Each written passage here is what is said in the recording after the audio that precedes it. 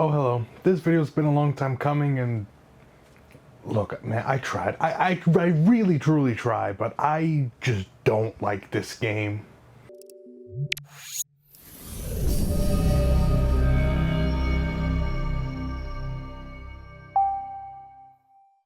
Sorry to spoil the entire video, I guess, but I've just never been so unmotivated to play a game, even for a video before. I mean, maybe it's fatigue because this is the end of the 3D Metroid marathon, or maybe the game did something, but I just did not want to play this game at all. Even during Prime 2 and all the frustration I felt, or Prime 3 needing to set up my Wii every time, I was still playing those games for like an hour a day for the sake of those videos, but I just do not have the same drive with this one. I don't know why I feel so compelled to finish this game because I've given up on games before for the channel. I only played one world of Crash Bash, I got stuck in secret rings and gave up, but for some reason I haven't even been tempted to start a script for this game until I finish it. Until now. As of writing this and as of recording this, I haven't beaten the game yet, and the reason I'm making the video now is because I started recording it back in February. That's when I first started playing the game, and for some reason it was just never a priority in my mind. You know, I would take month-long breaks in between. I was focusing on other videos, even though I constantly said that this would be the next video coming out. And then when I did play the game, I just felt immensely bored. There was nothing really pulling me back to want to keep playing this game even for the sake of a video. I just felt bored. And like I said, if I'm not hooked on a game, I'm not opposed to cutting it short to get a move on. I much prefer finishing what I start, but sometimes having it lingered for too long just causes it to weigh more, and it's for the best if I just call it. There's this pressure I feel to release videos at a certain rate, partly because I want my channel to grow, and part of that is consistently releasing videos, and just personally, I feel like shit when I'm not making videos, when I'm not actively working, when I know there's something, especially something I've promised. Hell, I promised this back in the Prime 1 review, I think. Knowing that I've said this and I haven't been holding up that end of the bargain. You know, it adds this pressure, but at a certain point, I just feel like I'm wasting my time with this game. And if that means I have to cut it off just to get the video out that I promised, then so be it. And it's not like this is going to be my end-all thoughts forever. I'm not opposed to revisiting this game in the future, but for right now, this is just for the best. And even though I couldn't bring myself to beat the game, I definitely made sure that I experienced the story start to finish to give it a fair chance. With that being said, let's get into the game. When developing this game, Yoshio Sakamoto, the designer of the series, opted for a third party to develop this game as his team had little experience in 3D games. He would approach Team Ninja of Dead or Alive and Ninja Gaiden fame to take the reins for this project, and unlike the Prime series, Other M had much more of a direct story that it wanted to tell, and Sakamoto wanted that reflected more in the gameplay. Along with that, they wanted the game to be approachable with a simple control scheme similar to NES games, resulting in a control scheme that only used a single Wii remote. And now I understand the idea here. A lot of action games use a lot of buttons and it can be daunting for new players to try.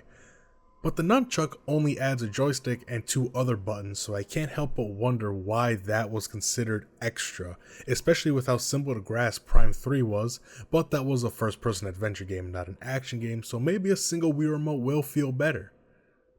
Oh wait, I hate a single Wii remote on its side. The design of this game, unlike the Prime series, was meant to feel like a 2D Metroid game that happened to be 3D. However, I don't think that works for the action game that they wanted this to be, but more on that later. This game would also have a much bigger emphasis on the narrative and story at hand, which is a direction that the series was sort of headed towards anyway. Fusion had Samus talking to Adam at the start of every sector, Prime 2 and 3 had characters talking to us and even voice acting, but I'm not sure if a full-blown story is the next step that I would take.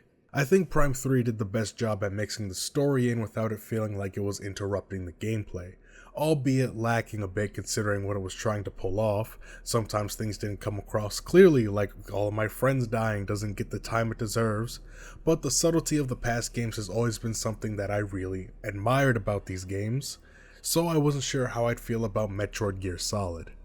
It's also a pretty tall task this game is taking on because they wanted to explore Samus more as a person, something we've only seen glimpses of, Now, how do you characterize someone who's barely spoken a word, who barely flinches in the face of danger, and has been through so much without cracking her exterior?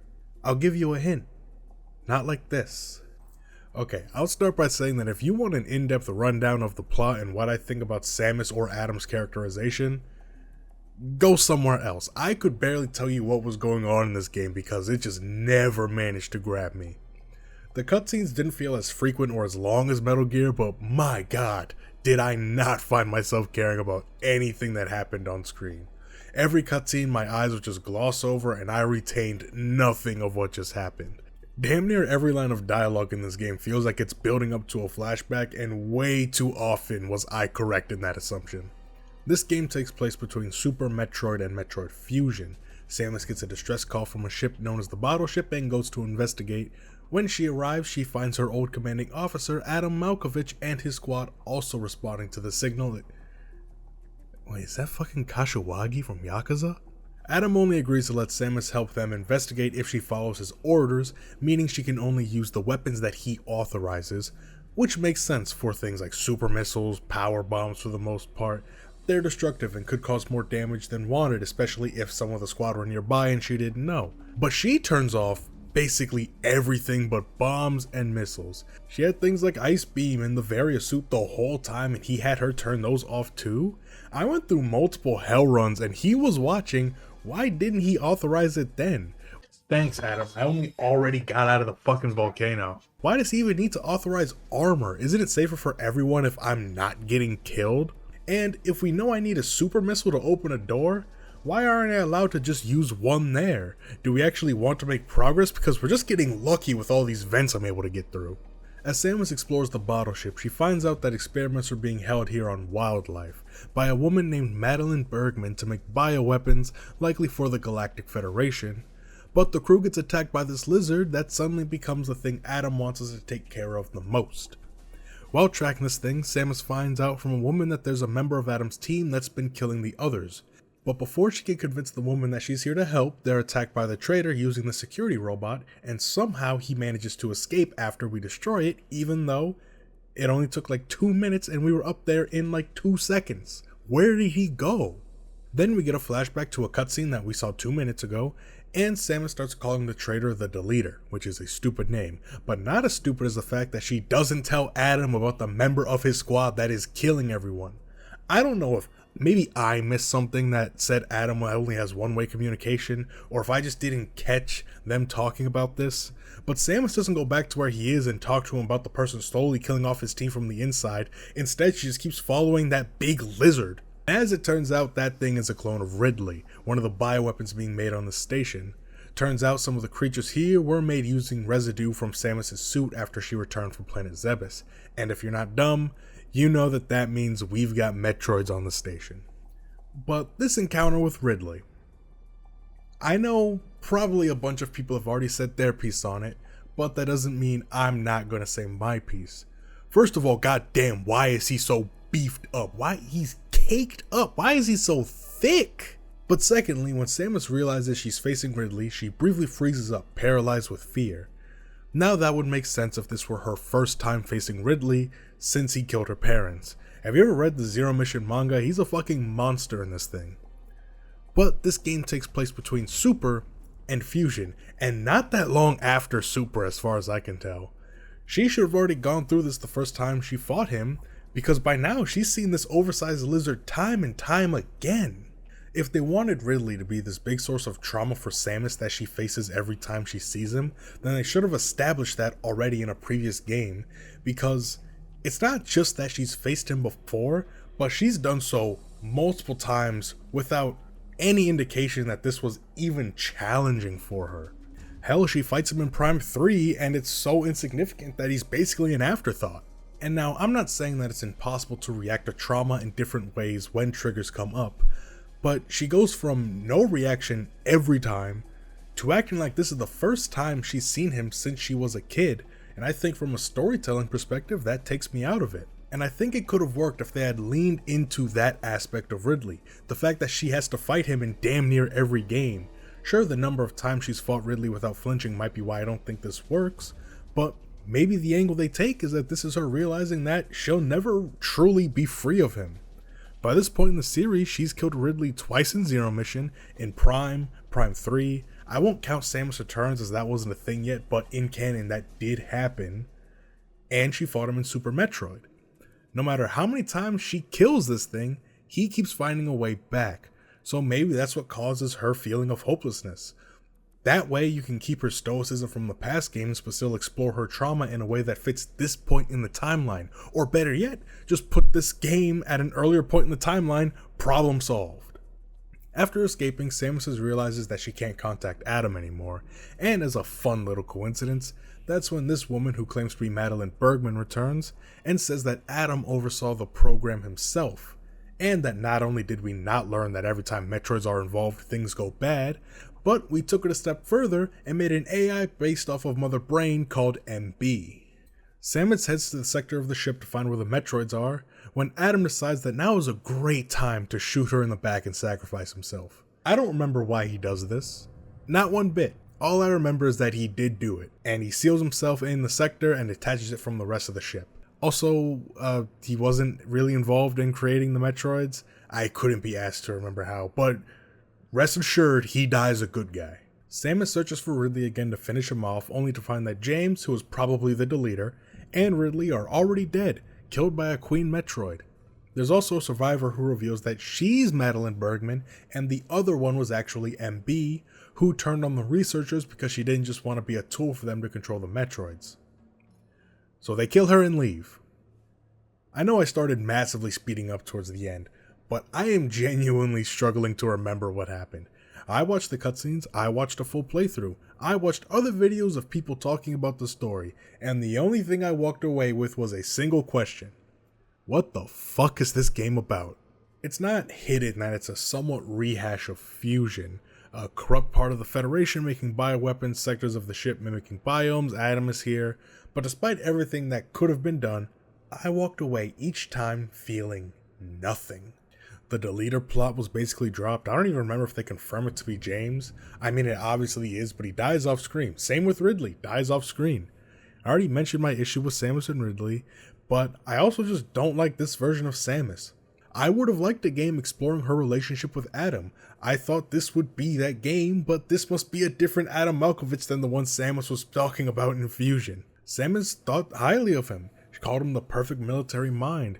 She was confident in their relationship enough to where comments that would be condescending and likely come off as misogynistic felt like a sign of respect coming from him. Within moments of being given the AI commanding officer, she names it after Adam without hesitation and calls it by that name.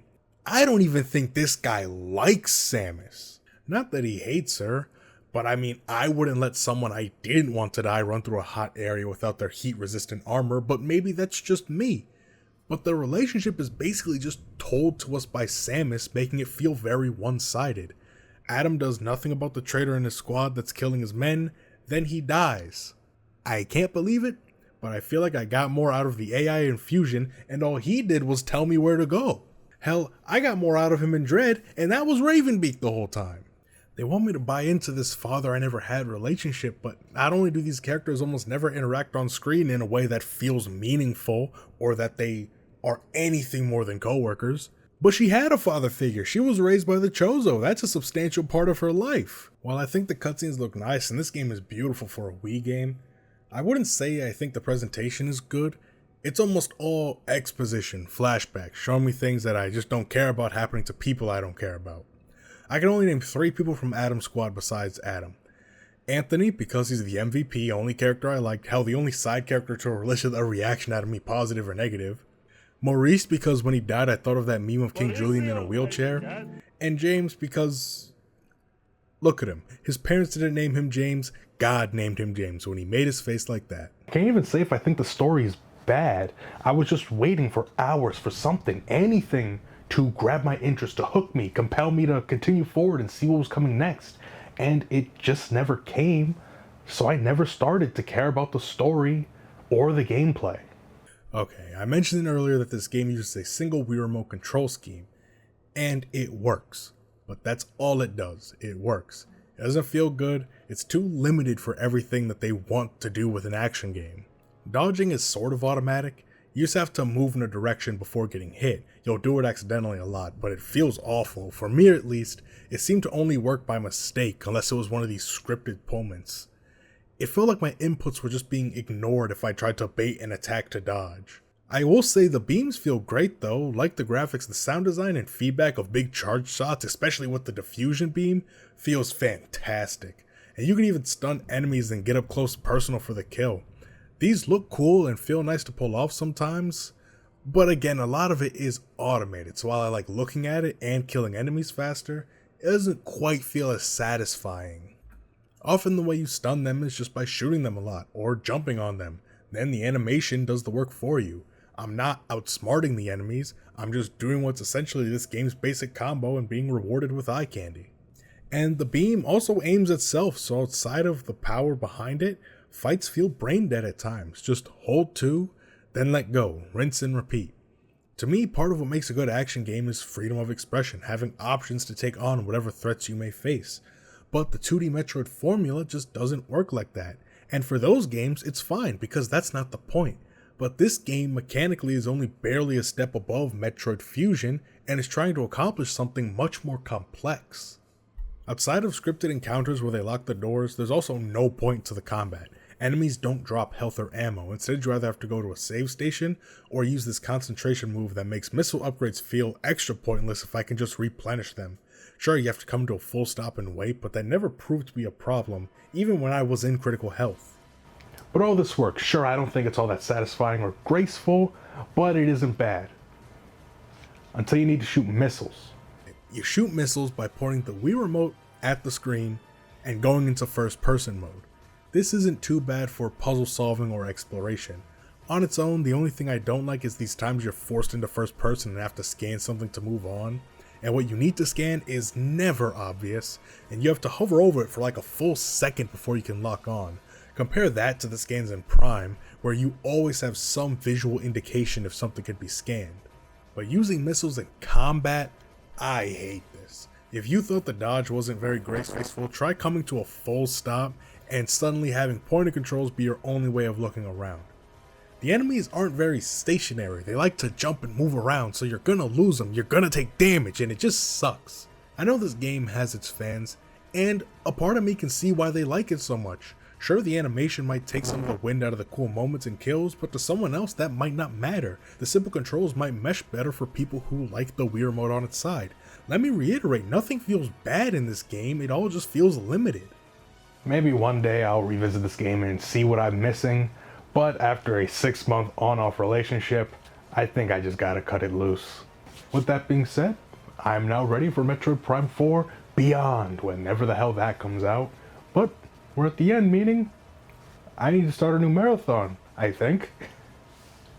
And I've been thinking about this a lot, and I want to know what you think.